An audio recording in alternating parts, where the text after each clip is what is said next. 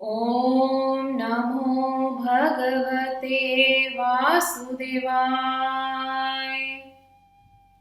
स्वागत है आप सबका।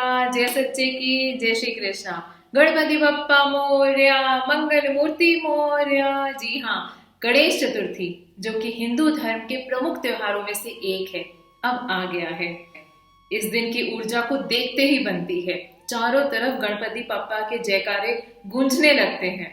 इस दिन रिद्धि सिद्धि के देवता गणराज, विघ्नों के हरता बाबा गणेश की पूजा पूरे देश में खूब धूमधाम से होती है।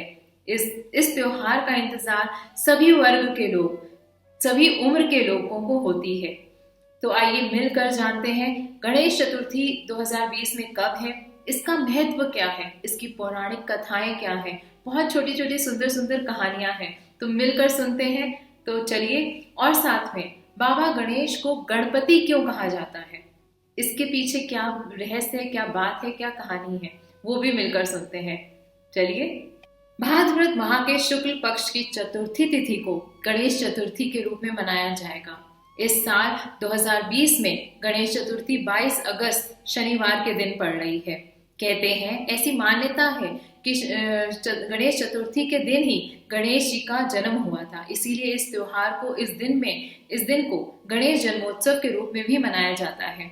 गणेश जी का जन्म दोपहर को होने की वजह से गणेश स्थापना, गणेश की पूजा के लिए दोपहर के समय को उपयुक्त माना गया है। चतुर्थी तिथि का प्रारंभ 21 अगस्त को रात्रि 11:06 से शुरू होकर इस तिथि का समापन 22 अगस्त को शाम को 7:57 पर होगा। 22 अगस्त को ही दोपहर में गणेश पूजन, गणेश की स्थापना का समय रहेगा, जो कि 11:06 से लेकर 1:42 के बीच में होगा। गणेश चतुर्थी के दिन चंद्र दर्शन करना वर्जित है। कहते हैं, इस दिन को चंद्रदेव के दर्शन नहीं किए जाते। चंद्र दर्शन वर्जित का समय रहेगा 9:24 से लेकर 9:46 तक। चंद्रमा के दर्शन ना करें। गणपति का एक नाम गजमुख भी है। गज के समान इनका सूंड है, जो शक्ति का प्रतीक है। गणपति अपने सूंड से माता पिता पर जल वर्षा करके उनकी पूजा करते हैं। गज मतलब कि हाथी। हाथी को हम हिंदी में गज भी कहते हैं। तो गज का सिर होने के कारण भी इनका नाम गजानन पड़ा। तो चलिए चलते हैं इतिहास के पन्नों में, जहां गणेश उत्सव की झलकियां दिखाई देती हैं। ऐसा माना जाता है कि इस पर्व को भव्य रूप देने की शुरुआत शिवाजी महाराज ने की थी, क्योंकि शिवाजी महाराज भगवान गणेश को काफी मानते थे। ऐतिहासिक तथ्यों के अनुसार शिवाजी महाराज के बचपन में उनकी मां जीजाबाई ने पुणे के गांव में, कस्बा में गणपति जी की स्थापना कर इस पर्व को भव्यतम बनाने की शुरुआत की। उसके बाद पेशवा राजाओं द्वारा भी गणेश उत्सव को बढ़ावा दिया गया। कहा जाता है कि पेशवाओं के महल शनिवारा में पेशवा के लोग पुणे वासियों के साथ बड़ी उत्साह के साथ इस पर्व को मनाते थे। लेकिन जब ब्रिटिश हुकूमत आई तो उन्होंने पेशवाओं के राज्यों पर अधिकार कर लिया और गणेश उत्सव के महत्व को कम करने की कोशिश की। इतिहास के पन्नों से ऐसी भी जानकारी मिलती है कि 1893 में महाराष्ट्र से लोकमान्य बाल गंगाधर तिलक ने गणेश चतुर्थी के इस विशेष पर्व को पुनर्जीवित किया। तिलक अंग्रेजी हुकूमत के खिलाफ स्वराज के लिए संघर्ष कर रहे थे। तिलक ने महसूस किया कि महाराष्ट्र के लोगों में गणेश जी के प्रति खासी भक्ति एवं आस्था है। अगर गणेश उत्सव के मंच का विस्तार किया जाए तो इस मंच के नीचे काफी लोगों तक अपनी बात पहुंचाई जा सकती है। अंततः बाल गंगाधर तिलक ने 20 अक्टूबर 1893 में अपने निवास स्थान पुणे के केसरीवाड़ा से गणेश उत्सव के स्वरूप को विस्तार देते हुए 11 दिनों के गणेश उत्सव का सिलसिला फिर से शुरू किया। उस उत्सव के तहत 10 दिनों के कार्यक्रमों में लोक गीतों और मराठी नाटकों का मंचन किया गया। शिवाजी की वीरता की कहानियां दिखाई गई। आजादी के लिए जनता को जागरूक किया गया। छुआछूत दूर करने और समाज को संगठित करने की कोशिश की गई। कुछ ही सालों में यह पर्व एक बड़ा आंदोलन बन गया, जिसने ब्रिटिश साम्राज्य की नींव को हिलाने में अहम भूमिका निभाई। गणेश जी को विघ्नहर्ता, मंगल मूर्ति, वक्रतुंड, सिद्धि विनायक, लंबोदर, एकदंत आदि कई नामों से पुकारा जाता है। उनके भक्त उनको अलग अलग नामों से उन्हें बुलाते हैं। कहते हैं प्रत्येक नाम के पीछे कोई ना कोई एक सुंदर कहानी छुपी है। एक रिक्वेस्ट, एक प्रार्थना मैं आप सबसे करूंगी कि हम सबको मिलकर एक ऐसा प्रयास करना चाहिए कि जो छोटे बच्चे हमारे घरों में हैं उनको समय समय पर हमारे धर्म से रिलेटेड कहानियां, कथाएं या बातें बतानी चाहिए, चाहे वो स्टोरी बुक के माध्यम से हो, चाहे कार्टून के फॉर्म में हो, क्योंकि आजकल सब कुछ इतना इजी अवेलेबल है। तो हमें हमारे बच्चों को समय समय पर कुछ ना कुछ धर्म से रिलेटेड बातें, धर्म से रिलेटेड ज्ञान जरूर देते रहना चाहिए। और यही उनकी परफेक्ट एज है। छोटे बच्चे हर चीज को बहुत जल्दी कैच करते हैं। तो हम सबको ये कोशिश करनी चाहिए कि बच्चों को हमारे धर्म से रिलेटेड बातें, कहानियां जरूर सुनाएं। जो कहानियां चाहे वो कृष्ण भगवान की हो, कृष्ण की बाल लीलाएं हो, गणपति की हो, या पवन पुत्र हनुमान की बाल लीलाएं हो, छोटी छोटी कहानियां, स्टोरी बुक्स उन्हें जरूर दें ताकि वो हमारे धर्म से जुड़े रहें, उनका ज्ञान बढ़े। अब जैसे गणेश उत्सव आ रहा है तो उनको गणेश जी के बारे में बताएं, गणेश की कहानियां सुनाएं और गणेश कब के परिवार के बारे में बताएं। उनको बताएं कि गणेश जी के पिता शिव जी हैं, पार्वती उनकी माता है, गणेश जी के भाई का नाम कार्तिकेय है और गणेश जी की पत्नियां रिद्धि, सिद्धि हैं। शुभ और लाभ गणेश जी के पुत्र हैं। कहीं कहीं पे गणेश जी की बहन मनसा देवी का भी उल्लेख मिलता है। छोटी छोटी बातें बताकर उनका ज्ञान बढ़ाएं, उन्हें अपने धर्म, अपनी संस्कृति से जोड़ें।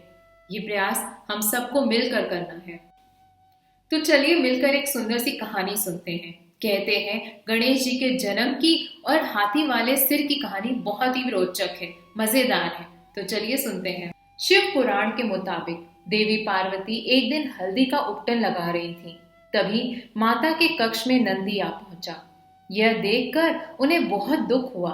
उन्होंने सोचा कि वह घर में अकेली रहती हैं, इसीलिए जब जिसका मन आता है वो कक्ष में आ जाता है।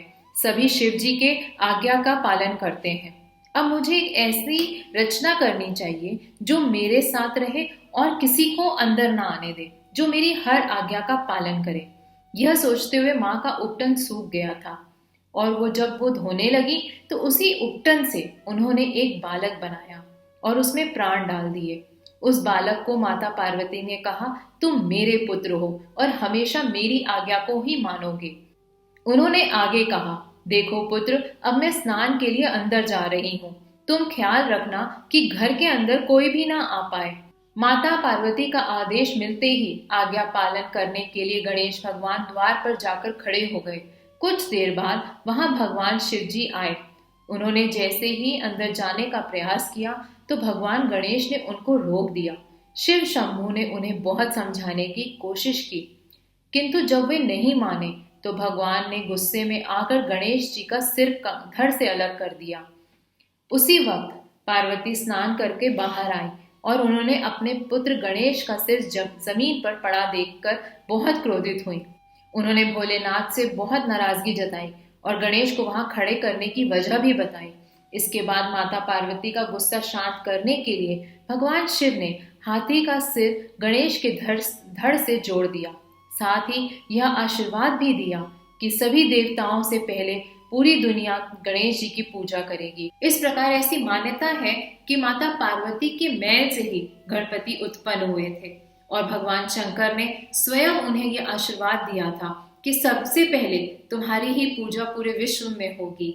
श्री गणेश को गणपति क्यों कहा जाता है?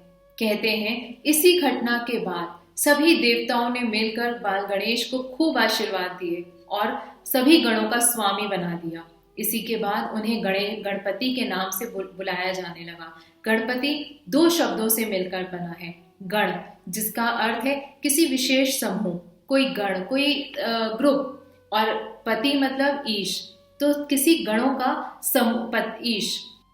भगवान शिव के सेवकों के समुदाय यानी गणों के अध्यक्ष और सभी देवताओं के स्वामी होने के कारण गणेश जी को गणाध्यक्ष और गणपति के नाम से जाना जाता है। ज्योतिष शास्त्र में 3 प्रकार के गण बताए गए हैं, देवगण, मनुष्यगण और राक्षसगण, ये तीनों ही शिव जी को पूजते हैं और बुद्धि के स्वामी होने की वजह से गणेश भी इन तीनों गणों में पूजित हैं, इसलिए भी इन्हें गणेश कहते हैं। गणेश चतुर्थी का महत्व, कहते हैं इस दिन गणेश जी की उत्पत्ति हुई थी। इसी कारण पूरे देश में बहुत ही हर्ष उल्लास के साथ इस दिन को गणेश जन्मोत्सव के रूप में भी मनाया जाता है। भक्तजन बहुत प्रेम और उत्साह के साथ इस दिन गणपति की स्थापना अपने घरों में करते हैं, खूब सेवा करते हैं, मंगल गीत गाते हैं, सुबह शाम की आरती करते हैं। गणपति बप्पा भी अपने भक्तों के जीवन के सारे कले, सारे विघ्न हरते हैं और चतुर्थी से 11वें दिन गणपति जी का विसर्जन फिर वही बहुत धूमधाम से करके गणपति जी के आगे प्रार्थना की जाती है कि अगले बरस वो फिर आए और हम सबकी सेवा स्वीकार करें। कोरोना के चलते राज्य सरकार ने भी इसके लिए कुछ गाइडलाइंस जारी करे हैं। आप सबसे विनय है कि उस गाइडलाइंस के अनुसार ही उसका ध्यान रखते हुए इस उत्सव को बहुत हंसी खुशी मनाएं। उन्होंने साफ बोला है कि जो सार्वजनिक स्थानों में हम सामूहिक पूजा करते हैं या सामूहिक गणेश स्थापना करते हैं, उसके लिए उन्होंने मना किया है और मूर्तियों के विसर्जन के लिए भी रैली को मना करा गया है। रैली की अनुमति नहीं है, तो इन सब का ध्यान रखते हुए अपने उत्सव को मनाएं। गणेश जी का एक नाम एक दंत है। एक दंत मतलब उनके एक ही दांत है। ऐसा क्यों? इसके पीछे भी 2-3 रोचक कहानियां हैं, छोटी छोटी, तो मिलकर सुनते हैं। पहली कहानी, पौराणिक मान्यता है कि गणेश जी ने महाभारत को लिखने का भी कार्य किया था। भगवान वेद व्यास जी ने महाभारत की जब पूरी रूपरेखा तैयार कर ली थी, तब उन्होंने उसे लिखने के लिए गणपति जी से आग्रह किया। कहते हैं गणेश जी ने अपने एक दांत को कलम बनाकर पूरी महाभारत लिखी थी। उत्तराखंड में व्यास गुफा के पास एक छोटी सी गुफा है जिसे गणेश गुफा कहते हैं। ऐसी मान्यता है कि इसी गुफा के पास महाभारत की रचना हुई। दूसरी कहानी, जब कार्तिकेय ने उनका दांत तोड़ा था। कुछ लोग मानते हैं कि परशुराम ने नहीं बल्कि कार्तिकेय जी की वजह से गणपति का एक दांत टूटा था। बचपन में गणेश जी बहुत शैतानी किया करते थे, जबकि उनके बड़े भाई कार्तिकेय काफी सरल स्वभाव के थे। दोनों भाइयों के विपरीत स्वभाव के चलते शिव पार्वती काफी परेशान रहते थे, क्योंकि गणेश जी अक्सर कार्तिकेय को तंग किया करते थे। पहले तो काफी दिनों तक जब कार्तिकेय ने उनकी शरारतों को बर्दाश्त किया, बात जब हद से ज्यादा बढ़ गई तो कार्तिकेय ने भगवान गणेश को सबक सिखाने का निश्चय किया। एक दिन कार्तिकेय जी काफी क्रोधित हो गए। उन्होंने गणपति की पिटाई कर दी, जिससे उनका एक दांत टूट गया और तभी से भगवान गणेश एक दंत कहलाए। तीसरी कथा, परशुराम से युद्ध के दौरान दांत टूटा। सबसे प्रचलित कथा गणेश और परशुराम की लड़ाई से जुड़ी हुई है। एक बार परशुराम भगवान शिव से मिलने के लिए कैलाश पर्वत पहुंचे, लेकिन द्वार पर खड़े गणेश जी ने उन्हें अंदर जाने से रोक दिया। परशुराम ने गणेश जी से काफी विनती की, लेकिन वो नहीं माने।